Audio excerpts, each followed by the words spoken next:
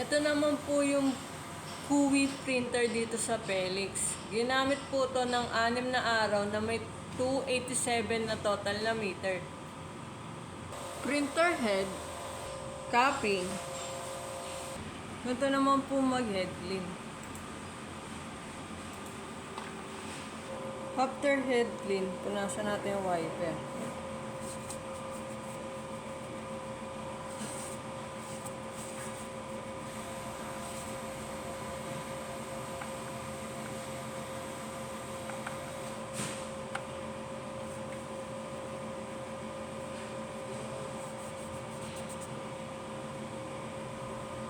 Ito naman po mag-nozzle test. Pindutin natin itong test.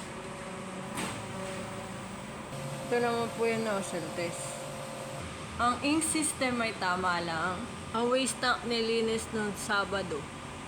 ABR and ground wire. In-use supply.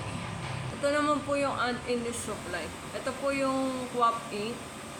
Ito naman yung powder. Ito naman po yung cleaning solution. Ito naman po yung CMYK ink. Ito naman po yung film. Ito naman po yung physical inventory. Ito naman po yung withdrawal. Ito naman po yung output record.